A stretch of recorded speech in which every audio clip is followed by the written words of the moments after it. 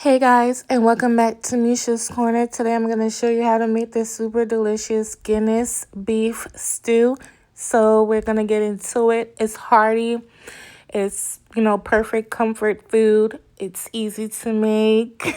I know y'all don't like when I say that because I'll be pulling out all kinds of stuff. But yeah, these are the ingredients that you'll need. Most of them anyway. And I have tomato paste, I have seasoning, peppers, onions, garlic, potatoes, carrots, broth, the Guinness, of course. So this is a spice that I'll be using to season this entire dish. And this is the McCormick salt, pepper, garlic, herb seasoning. And it's good. It's low sodium. So, you can't mess it up. So I'm going to season the beef, and then now I'm going to put it into a hot skillet, spread it out. You want to spread it out to get more surface area so the meat can sear versus boiling or steaming. So, I'll just leave it there. Don't get the mix in. When you get the mix in, it's going to produce a lot of liquid, and then your meat won't have a good sear on it. But this recipe is just so good, and I can't wait for one of y'all to try it. You see how this is brown, but this was not good enough for me, so I put it back, let it keep going. Now I'm going to mix everything up because I checked one and it was dark enough for me. As you can see, the dark bits and pieces. But now I'm just going to push it all to the side, okay? Push it all to the side. And then now I'm going to add the veggies. Now you can switch up the veggies in here if you prefer. You don't want peppers, maybe you want celery, okay? It's your beef stew.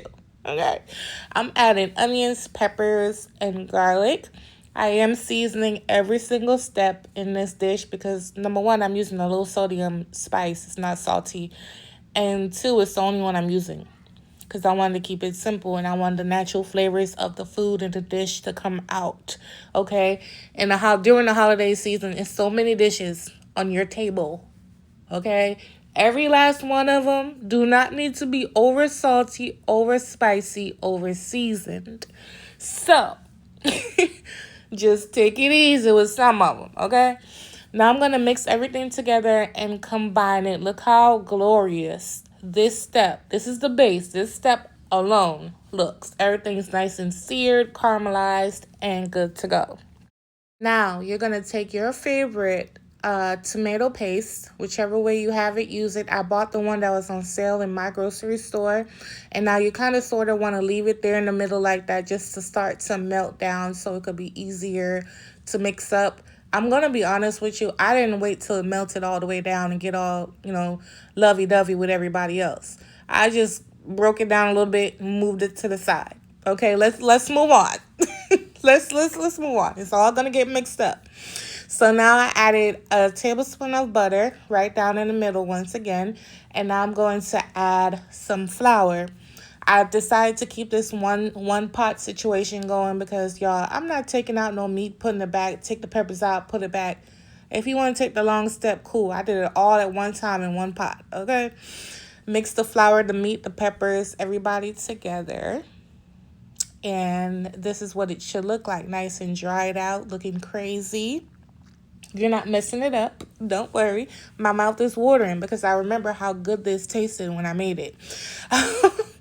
Once you get the flour cooked out a bit, now I'm going to add the Guinness.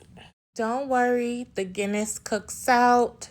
You won't taste it like the alcohol. The alcohol will be cooked out. It's just going to leave back a depth of flavor that's just really good, and I think you guys would enjoy it. If you really don't want to use the Guinness, just straight leave it out and just add your broth, and same thing. Excluding the Guinness, okay? So now you're going to mix this up. As you can see, it's immediately getting thick because we obviously didn't add enough liquid as of yet. And so, but you do want to reduce it at least by half, or at least to get it to the thick state before you add the broth. So this is what it looks like. Okay, nice and good. And this smells amazing. My kitchen was immaculate with aroma. Okay, immaculate. I'm always playing and joking and laughing and always tickled. I'm just grateful for life, y'all. I've been through some things, and to see myself actively coming out of something I've been through and still, going through, it's crazy. But I'm grateful, extremely blessed and grateful. So now I'm going to add my fire roasted tomatoes to my broth. As you can see, I stirred it up earlier. I felt like it wasn't enough, so I added some more broth. And now I'm adding my fire roasted tomatoes. Remember, all ingredient measurements will be in my description box if you guys want to check that out to get it. So I tasted my sauce and felt like I wanted a little more seasoning. And now I'm adding my fresh thyme. I'm going to mix this up, cover it, and allow it to cook until my meat is almost all the way tender. Remember, I still have to add the potatoes and carrots down in here. So you want to cover it, let it cook on up, and you'll be able to tell. Or you could pull a piece out and try it. So now I'm adding my potatoes and my carrots. I did add some red pepper flakes because I wanted a little kick. And then I added a little salt because I feel like it needed it once I add the potatoes in there. After that, it was perfect and good to go. I didn't have to season or do anything else after this. Once the potatoes were nice and tender, it was just good to go. But yeah. I hope somebody gives this recipe a try. I do hope I'll be able to bless myself with a better camera some point next year, so you guys could really see like my recipes. You know, I don't have the best camera, and I feel like I have some of the best looking food on the net. I really, really do, but I don't have the equipment.